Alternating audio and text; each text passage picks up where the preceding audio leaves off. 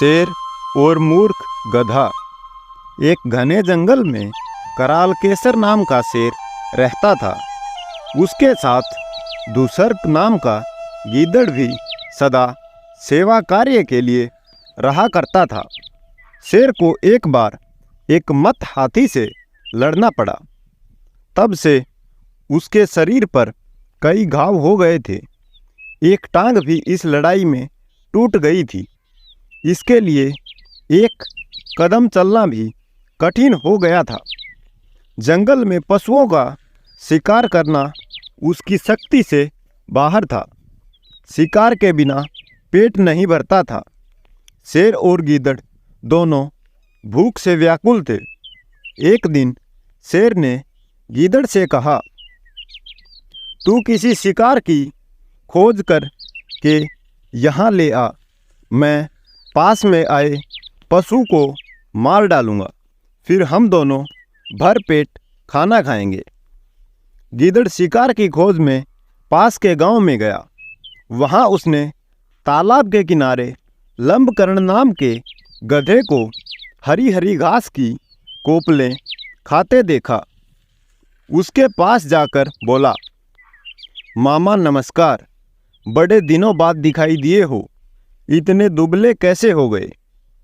गधे ने उत्तर दिया, भगिनी पुत्र, क्या कहूँ, धोबी बड़ी निर्दयता से मेरी पीठ पर बोझ रख देता है और एक कदम भी ढीला पड़ने पर लाठियों से मारता है।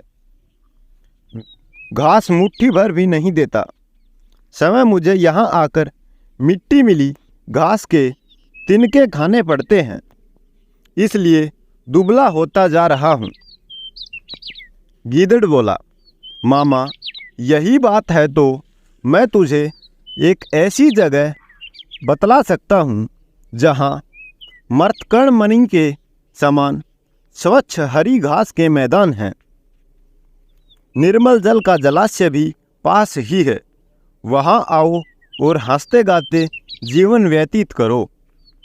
लंबकर्ण ने कहा, बात तो ठीक है भगिनी पुत्र, किंतु हम देहाती पशु हैं। वन में जंगली जानवर मार कर खा जाएंगे, इसलिए हम वन के हरे मैदानों का उपयोग नहीं कर सकते। गीदड़, मामा ऐसे न कहो, वहाँ मेरा शासन है। मेरे रहते कोई तुम्हारा बाल भी बांका नहीं कर सकता। तुम्हारी तरह कई गधों को मैंने धोबियों के अत्याचारों से मुक्ति दिलाई है।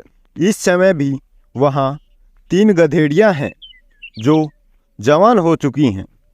उन्होंने आते हुए मुझे कहा था कि तुम हमारी सच्ची माँ हो तो गांव में जाकर हमारे लिए किसी गधे पति का इंतजाम करो। इसलिए तो मैं तुम्हारे पास आया हूँ। गीदड़ की बात सुनकर लंबकर्ण ने गीदड़ के साथ चलने का निश्चय कर लिया। गीदड़ के पीछे पीछे चलता हुआ वह उसी वन में आ पहुंचा जहां कई दिनों का भूखा शेर भोजन की प्रतीक्षा में बैठा था। शेर के उठते ही लंबकर्ण ने भागना शुरू कर दिया। उसके भागते भागते भी शेर ने पंजा लगा दिया, लेकिन लंबकर्ण शेर के पंजे में नहीं फंसा, भाग ही गया। तब गीदड़ ने शेर से कहा, तुम्हारा पंजा बिल्कुल बेकार हो गया है। गधा भी उसके फंदे में फंसा नहीं, वह भी बचकर भाग जाता है। क्या इसी बल पर तुम हाथी से लड़ते हो? शेर ने जरा लज्जित होते हुए उत्तर दिया, अभी मैंने अपना पंजा तैयार भी नहीं किया था, वह अचानक ही भाग गया। अन्यथा हाथी भी इस पंजे की मार से घायल हुए बिना भाग नहीं सकता। गीदड़ बोला, अच्छा तो अब एक बार और यत्न करके उसे तुम्हारे पास लाता हूँ, यह प्रहार खाली न जाए। शेर, जो गधा मुझे अपनी आंखों से देखकर भागा है वह अब कैसे आएगा? किसी और पर घात लगाओ। गीदड़, इन बातों में तुम दखल मत दो, तुम तो केवल तैयार होकर बैठे रहो। गीदड़ ने देखा कि गधा उसी स्थान पर फिर घास चर रहा है। गीदड़ को देखकर गधे ने कहा, भगिनी सूत, तुम भी मुझे खूब अच्छी जगह ले गया। एक क्षण और हो जाता तो जीवन से हाथ धोना पड़ता। भला वह कौन सा जानवर था जो मुझे देखकर उठा था और जिसका वज्र समान हाथ मेरी पीठ पर पड़ा था। तब हंसते हुए गीदड़ ने कहा, मामा तुम भी विचित्र हो। गधेड़ी तुम्हें देखकर आलिंगन करने उठी और तुम वहां से भाग आए। उसने तो तुमसे प्रेम करने को हाथ उठाया था। वह तुम्हारे बिना जीवित नहीं रहेगी, भूखी प्यासी मर जाएगी। वह कहती है कि यदि लंबकर्ण मेरा पति नहीं होगा तो मैं आग में कूद पड़ूंगी। इसलिए अब अधिक मत सताओ, अन्यथा स्त्री हत्या का पाप तुम्हारे सिर लगेगा। चलो मेरे साथ चलो। गीदड़ की बात सुनकर गधा उसके साथ फिर जंगल की ओर चल दिया। वहां पहुंचते ही शेर उस पर टूट पड़ा। उसे मारकर शेर तालाब में स्नान करने गया। गीदड़ रखवाली करता रहा। शेर को जरा देर हो गई। भूख से व्याकुल गीदड़ ने गधे के कान और दिल को खा लिया। शेर जब भजन पूजन से वापस आया तो उसने देखा कि गधे के कान नहीं थे और दिल भी निकला हुआ था। क्रोधित होकर उसने गीदड़ से कहा, पापी, तूने इसके कान और दिल खा कर इसे झूठा क्यों किया? गीदड़ बोला, स्वामी, ऐसा न कहो, इसके कान और दिल थे ही नहीं, तभी तो यह एक बार जाकर भी वापिस आ गया। शेर को गीदड़ की बात पर विश्वास हो गया। दोनों ने बांटकर गधे का भोजन किया।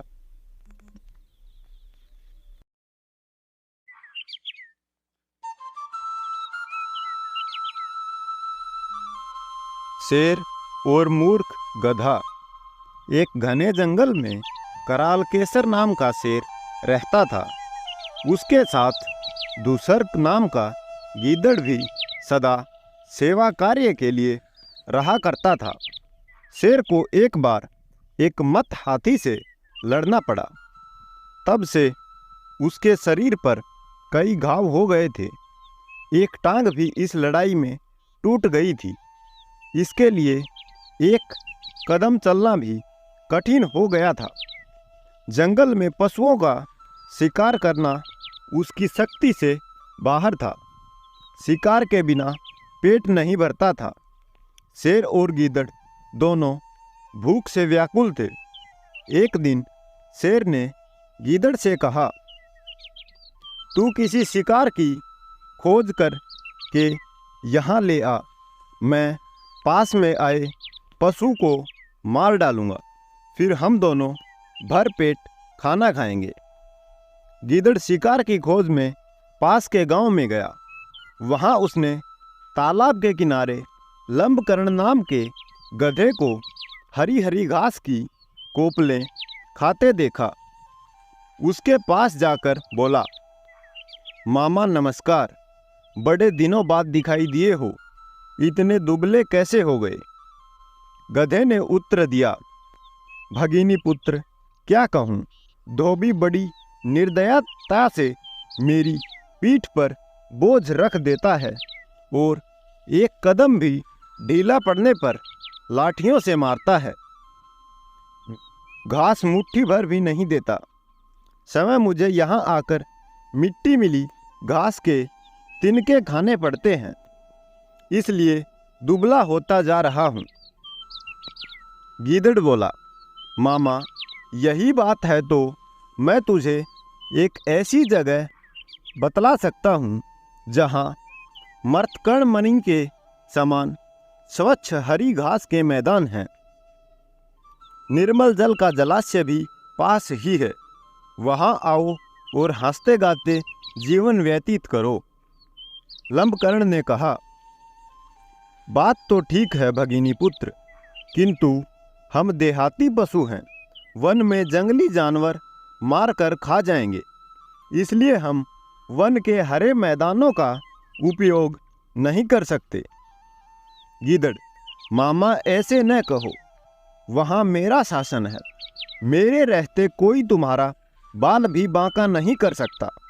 तुम्हारी तरह कई गधों को मैंने धोबियों के अत्याचारों से मुक्ति दिलाई है। इस समय भी वहाँ 3 गधेड़ियाँ हैं जो जवान हो चुकी हैं।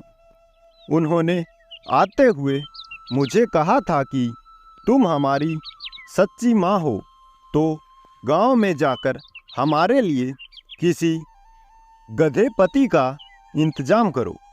इसलिए तो मैं तुम्हारे पास आया हूँ। गीदड़ की बात सुनकर लंबकर्ण ने गीदड़ के साथ चलने का निश्चय कर लिया। गीदड़ के पीछे पीछे चलता हुआ वह उसी वन में आ पहुंचा जहां कई दिनों का भूखा शेर भोजन की प्रतीक्षा में बैठा था। शेर के उठते ही लंबकर्ण ने भागना शुरू कर दिया। उसके भागते भागते भी शेर ने पंजा लगा दिया, लेकिन लंबकर्ण शेर के पंजे में नहीं फंसा, भाग ही गया। तब गीदड़ ने शेर से कहा, तुम्हारा पंजा बिल्कुल बेकार हो गया है। गधा भी उसके फंदे में फंसा नहीं, वह भी बचकर भाग जाता है। क्या इसी बल पर तुम हाथी से लड़ते हो? शेर ने जरा लज्जित होते हुए उत्तर दिया, अभी मैंने अपना पंजा तैयार भी नहीं किया था, वह अचानक ही भाग गया। अन्यथा हाथी भी इस पंजे की मार से घायल हुए बिना भाग नहीं सकता। गीदड़ बोला, अच्छा तो अब एक बार और यत्न करके उसे तुम्हारे पास लाता हूँ, यह प्रहार खाली न जाए। शेर, जो गधा मुझे अपनी आंखों से देखकर भागा है वह अब कैसे आएगा?